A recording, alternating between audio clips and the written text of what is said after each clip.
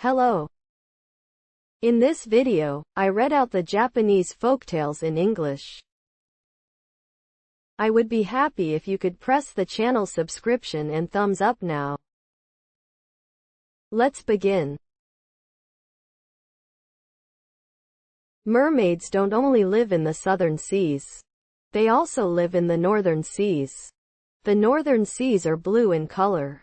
One day, a female mermaid came up to rest on a rock and looked at the scenery around her. The moonlight filtering in through the clouds shone sadly on the waves. Whichever way she looked, there were endless, tremendous waves. Undulating. What a lonely sight, the mermaid thought. They don't look much different from humans. Compared to the fish and the various wild creatures that live in the depths of the sea, they must be just as similar to humans in both appearance and mind. And yet, she wondered why she had to live in the cold, dark, depressing sea with the fish and other creatures. The mermaid was overwhelmed by the thought of all the years she had spent living there, with no one to talk to, always yearning for the bright surface of the sea. And on bright moonlit nights, she would float on the surface of the sea, rest on rocks, and indulge in all sorts of fantasies. They say that towns where humans live are beautiful. I've heard that humans are more compassionate and kind than fish, or even animals. Although we live among fish and animals, we are closer to humans. So there's no reason why we shouldn't be allowed to live among humans. The mermaid was a woman. And she was pregnant. We had been living in this lonely, blue northern sea with no one to talk to for so long already, so we no longer wanted a bright, bustling country, but at the very least, we didn't want our future child to feel this sad and helpless. It is extremely sad to be separated from my child and live alone in the sea, but I would be happier if my child lived happily wherever he was. I have heard that humans are the kindest creatures in this world, and that they never bully or torment those who are poor or helpless. I have also heard that once they have taken hold of a child, they never abandon it. Fortunately, not only do we all have faces that resemble humans, but from the waist up we are exactly like humans, so even in the world of fish and animals we live in, and so we would not be unable to live in the human world. If a human were to take him in and raise him, he would surely not be so cruel as to abandon him. That is what the mermaid thought. Wanting to raise her child at least in a bustling, bright, and beautiful town, the female mermaid tried to give birth to her child on land. If she did that, she thought, she might not be able to see her child's face again, but her child would be able to join the human race and live a happy life. Far away, the lights of a shrine on a small hill on the coast could be seen flickering between the waves. One night, a female mermaid swam through the cold, dark waves, approaching land to give birth to her child. There was a small town on the coast. There were many shops in the town, but at the foot of the mountain where the shrine was located was a poor-looking shop, selling candles. An elderly couple lived in the house. The grandfather made candles and the grandmother sold them in the shop. When the people of the town, and also the nearby fishermen, went to visit the shrine, they would stop by the shop, buy candles, and then go up the mountain. At the top of the mountain, there was a pine tree. Inside it was the shrine. The wind blowing in from the sea hit the pine tree tops, making a loud noise day and night. And every night, the flickering shadows of the candles in the shrine were watched from the distant sea. One night, the old woman said to her grandfather, "It is all thanks to the gods that we are able to live like this.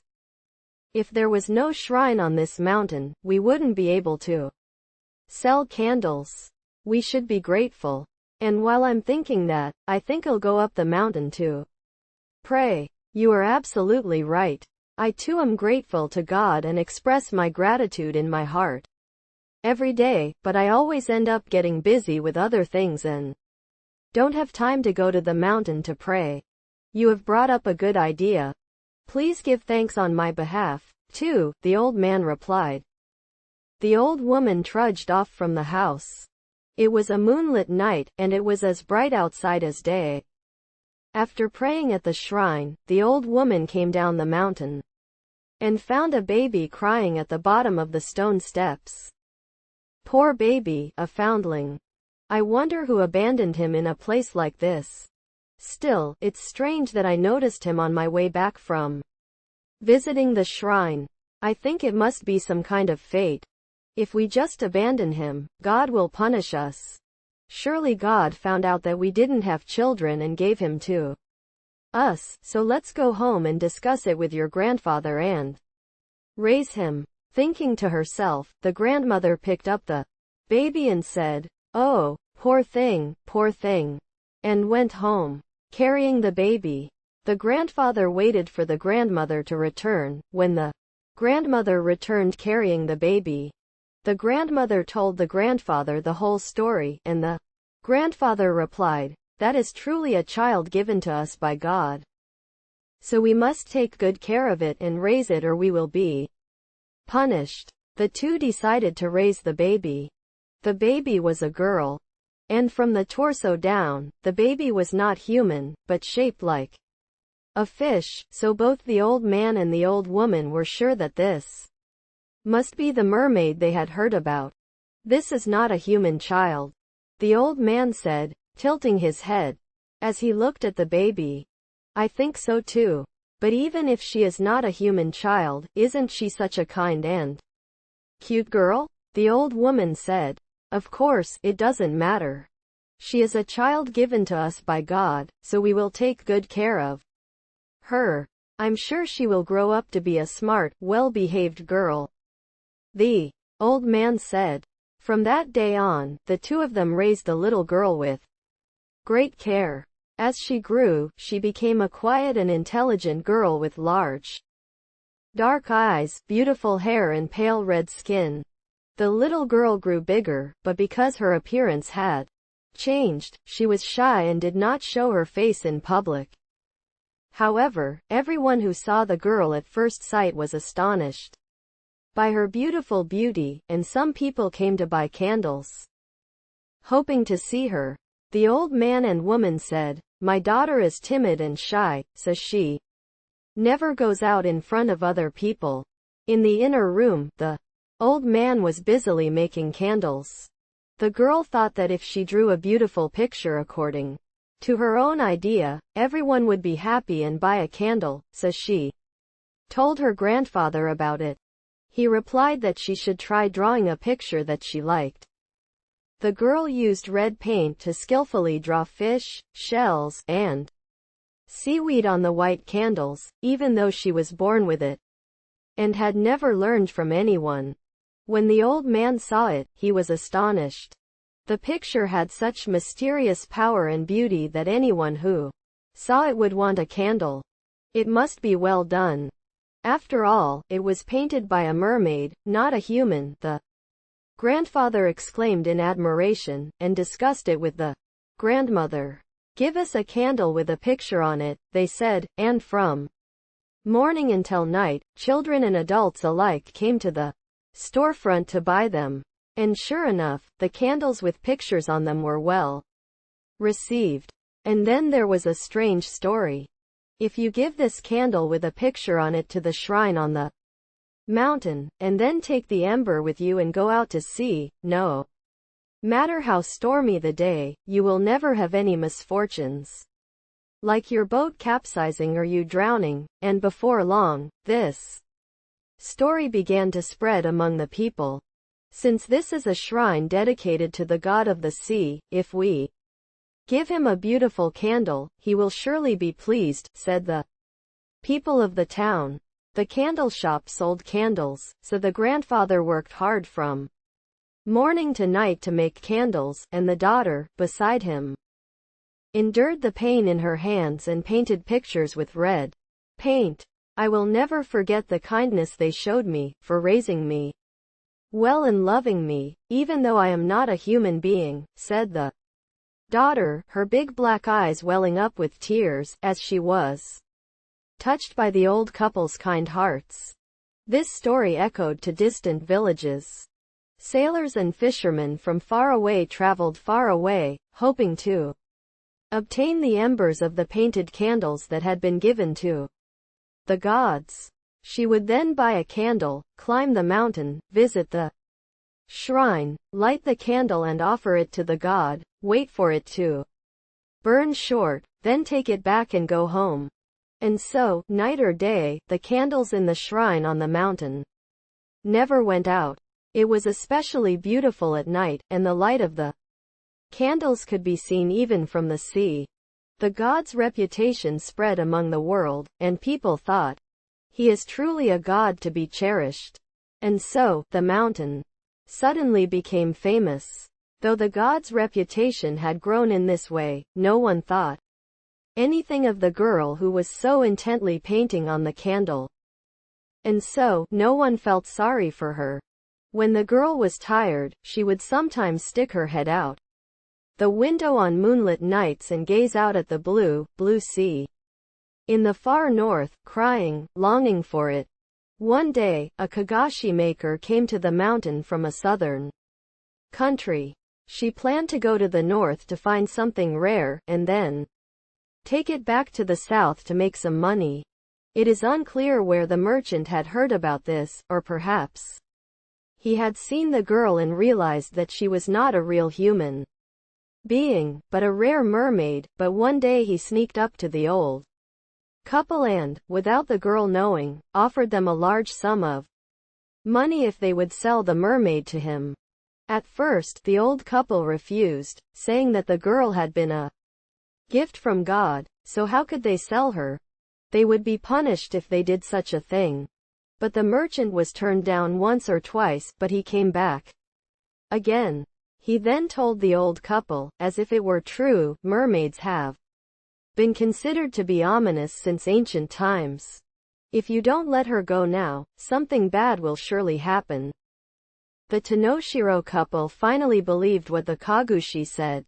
And since it would be a large sum of money, they were soon captivated by the money and agreed to sell their daughter to the Kagushi. The Kagushi returned home very happy. He said that he would come to collect his daughter sometime in the future. How shocked the girl must have been when she heard this story. The shy and gentle girl was afraid to leave her home and go hundreds of miles away to an unknown, hot southern country. So she cried and begged the Tanoshiro couple, I will work as hard as I can, so please do not let me be sold to an unknown southern country. However, the old couple, who had now become demonic, would not listen to what the girl had to say. The girl shut herself in her room and spent the whole day drawing pictures on candles. However, when the old couple saw her, they did not find her pathetic or pitiful. It was a moonlit night. Listening to the sound of the waves, the girl was saddened by the thought of her future. As she listened to the sound of the waves, she somehow felt as if something was calling to her in the distance, so she looked out the window. However, all she saw was the endless moonlight shining on the blue, blue sea. The girl sat down again and continued drawing pictures on the candles. At this moment, there was a commotion outside. The incense seller from before had finally come to take the girl. That night, he brought a large, square box with iron bars in its car. In the box, animals such as tigers, lions, and leopards had been placed in the past. This gentle mermaid was also a sea animal, so they tried to treat her in the same way as tigers and lions. Soon, when the young girl saw the box, how surprised she must have been. Without realizing it, the young girl looked down and continued drawing. Just then, the old man and woman came in and said, "Come on. You're going," and tried to lead her away. The young girl was pressed by the candles she was holding and was unable to draw, so she painted them all red. The young girl left 2 or 3 red candles as a memento of her sad memories. It was a truly peaceful evening. The old man and woman closed the door and went to sleep. It was around midnight. There was a loud knock on the door. Being an elderly woman, she had good ears and heard the sound, and wondered who it was. "Who is it?" asked the old woman. But there was no answer, so she continued to knock on the door. Knock, knock. The old woman got up, opened the door a little wider, and looked outside. She saw a pale woman standing in the doorway. The woman had come to buy candles. The old woman never looked unhappy as long as it meant she could make even a little money. The old woman took out a box of candles and showed it to the woman. At that moment, the old woman was surprised. The woman's long, black hair was soaked with water and shining in the moonlight. The woman picked up a bright red candle from the box. She gazed at it intently, then paid the money and took the red candle home. When the old woman examined the gold by the light of the lamp, she realized that it was not money, but seashells. Thinking that she had been tricked, the old woman became angry and ran out of the house, but the woman's shadow was no longer to be seen by either of them. That night, the pattern of the sky suddenly changed, and a terrible storm like no other in recent times occurred. Just when the merchant had put the girl in a cage and put her on a boat to a country in the south, they were offshore. "There's no way the boat will survive this storm," the old man and old woman said, shivering as they talked. When dawn broke, the ocean was pitch black, and the sight was terrifying. That night, countless ships were wrecked. Strangely enough, any night after that when the red candle was lit at the mountain shrine, no matter how good the weather had been, would suddenly become a violent storm. From then on, red candles came to be considered unlucky. The candle maker and his wife believed that they were being punished by God, and they stopped making candles. However, out of nowhere, as if someone had brought a red candle to the shrine, a red candle would frequently be lit. In the past, as long as you held the ember of a candle with a painted picture that was brought to the shrine, you would never suffer any misfortune at sea, but now, if you merely saw a red candle, you would surely suffer misfortune and be drowned in the sea. This rumor quickly spread throughout the world, and no one came to visit the shrine on the mountain anymore. And so the once mighty god now became the town's evil direction. And everyone wished that such a shrine did not exist in the town. The sailors looked out from offshore at the mountain on which the shrine stood, filled with fear. At night, there was something terrifying about this sea. No matter which way you looked, high waves were rolling and undulating, with no end in sight. They broke against the rocks and white foam rose up. When the moon filtered through the clouds and shone on the surface of the waves, it was truly eerie. On one dark, starless, rainy night, I saw a red candlelight float above the waves, gradually climbing higher and higher, and eventually pointing to the shrine on the mountain, flickering as it went. Within a few years, the town at the foot of the mountain was ruined and destroyed. That's that.